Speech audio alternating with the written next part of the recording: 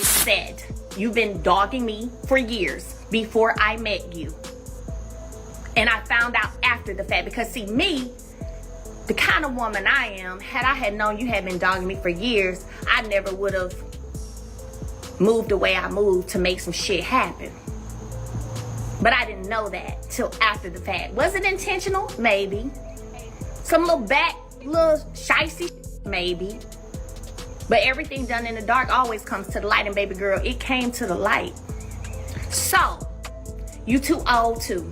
You too old. Go find somebody else to play with. Go find somebody else to play with. It's ridiculous. It's ridiculous.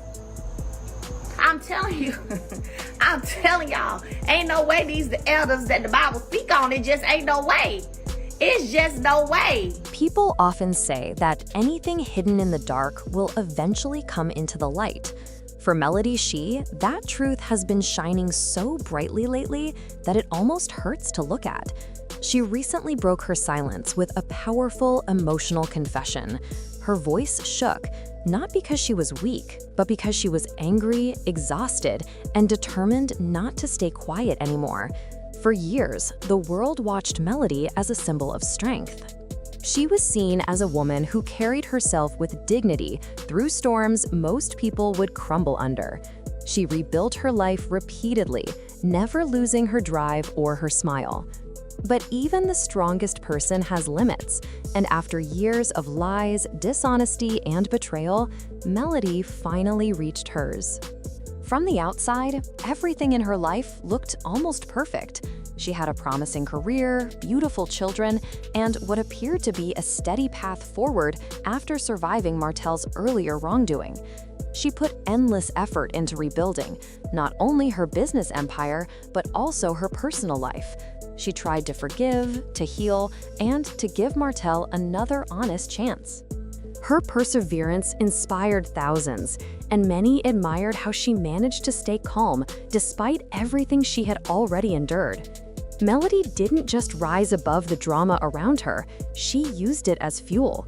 She expanded her reach, built new projects, and created opportunities that strengthened her future. But behind all of her success was a heavy burden, a relationship that was falling apart piece by piece, even while the world believed she had it all under control. And somewhere in the middle of this painful journey stood Stormi. Like Debbie and my mom. That's what I was leading to. Go ahead. When you and I first started kicking it, did you know your mom's feelings about me? My mother is someone that I just cannot control. My mama did not like my husband when she first met him.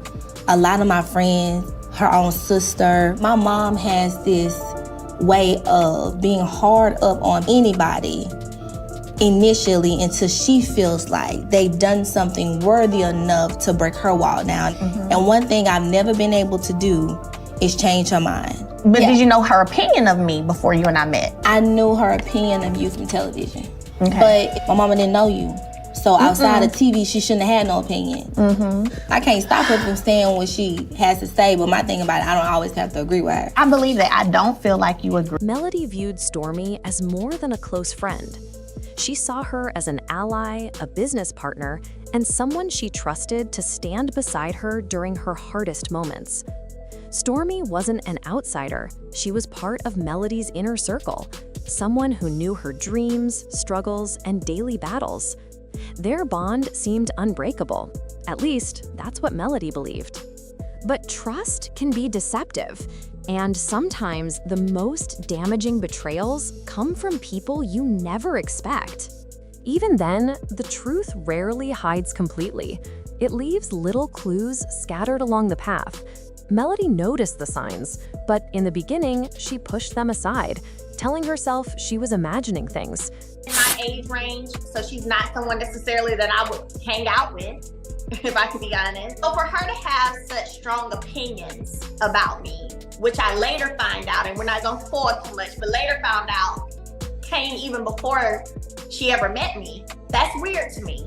And I pray that I never am in a position to where I'm ever bashing or having such strong negative opinions about people my children's age. After all, she wanted to believe Martell was trying to change and that Stormi truly had her back. But small, strange behaviors kept adding up. Martell started receiving late-night calls he couldn't explain. Work meetings stretched way longer than usual.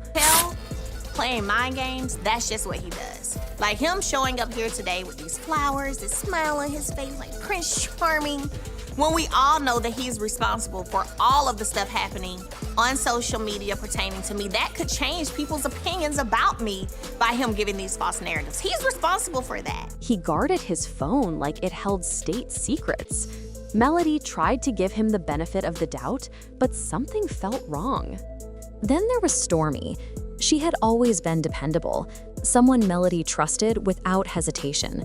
But certain moments made Melody pause. Lingering looks between Martell and Stormi at social gatherings, private jokes they didn't bother clarifying, and Stormi slowly becoming more involved in Martell's day-to-day life, much more than seemed appropriate. None of it was obvious on its own. So how has the transition into co-parenting been, and where are you guys now, right now? Oh, it's been super tough, and it still is super tough. And it's not because of me. I'm in a very good place. I'll be honest. I'm in a very good place. I surround myself with a lot of positive energy. I have no ill will, hard feelings about anything. I don't wake up every day thinking, how can I make this person's life miserable? I don't even think about other people. I think about my goals, what I'm trying to accomplish, and my kids. So I'm in that kind of a place. So it's like, okay, if you need X, Y, and Z. Okay, sure, whatever, not a problem. Like, things don't even bother or faze me. However, it has been difficult, I think, because he's so hurt by now seeing that it's really over and done. And he still says, But together, the pieces formed a picture Melody didn't want to believe. She tried to shake the uneasy feeling, reminding herself of the past hurt she had endured. Maybe she was overthinking. Maybe she was scared of getting hurt again. At least, that's what she tried to tell herself. But her intuition kept whispering that something was off. Stormi also began saying subtle things to discourage Melody from questioning anything. Whenever Melody expressed concern, Stormi brushed it off with comments like, "You're just tired," or "Martell is trying, don't be so quick to doubt him." At first, Melody let these comments slide, but eventually she realized that Stormi always had an excuse ready for Martell, even when the explanations didn't make sense. The turning point came one quiet evening. Melody had finished a long day of working and taking care of her children. She walked into the living room and noticed something unusual. Martell had left his phone on the coffee table without taking it with him. This was rare. He guarded that phone constantly. She froze. She didn't want to invade his privacy. She wanted to trust him. But something deep inside her refused to let her walk away. All the small signs, the unanswered questions, the nights he stayed out without reason, they all pushed her toward the phone. Her hands trembled as she picked it up. What she discovered confirmed every quiet fear she had tried to ignore. Text messages between Martell and Stormi filled the screen. They weren't friendly or innocent. They were intimate, flirtatious, completely inappropriate. But it didn't end with texts. As she scrolled, Melody found photos, selfies from Stormi, taken in places Martell claimed were business trip locations.